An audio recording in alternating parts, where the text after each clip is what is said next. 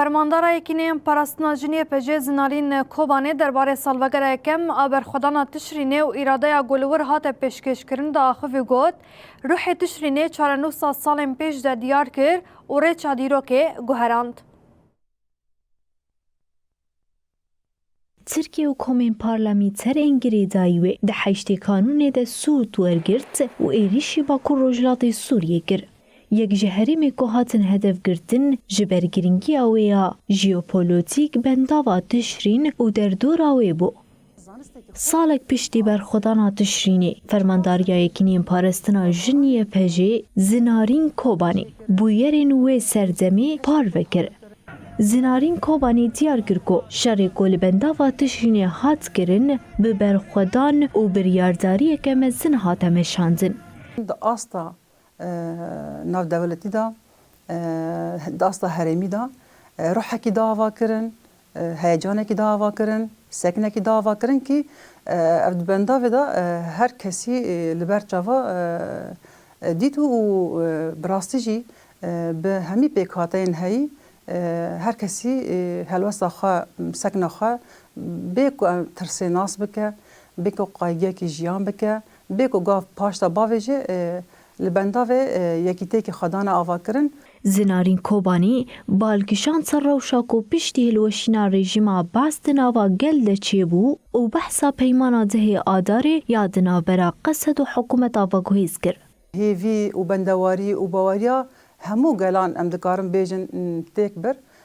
هر چقاس هیوی بریار و نیرنن جور به جور دابن چکرن جی آنی بین سر زمان جی لید پراتیک دا به پیمانه ده آداره یکو به حوال مظلوم را هاتبول دارخستن tabii ki tigavên pratikiyê ku li ber çava pêwîst dikir hatibû avêtin heyan ha tigavekî yê ku em bêjin guhertin pê avê çêkirin di destûrê da di qanûna da heyan ha em tişekî li ber çav nikarin bibêjin ku em dibînin.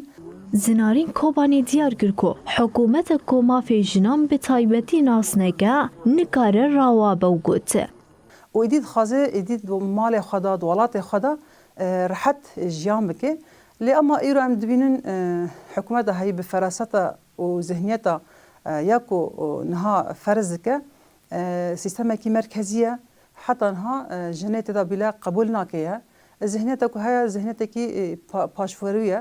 یعنی ذهنیت کنها تفرض کردن تک عالیه یعنی ذهنیت جنس پرسته دین پرسته.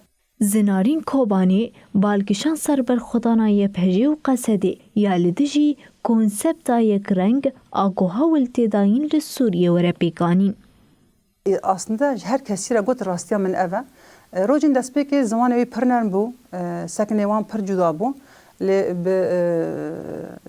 bi demê ra êdî rastiya wan pir dayîsî cîhanê û em jî wek hêzên yek hejê tabii ki vî rastiyê qebûl nakin û her kesê ku gefa li me jî dixwe em va gefana jî nikan qebûl bikin û asta ku tê xwestin jî asta tekuşîna li gel me jî pir zêde bilind e ki bi rastî jî yani ev rastî li bendavê me her kesî dît yani ger ku حکومت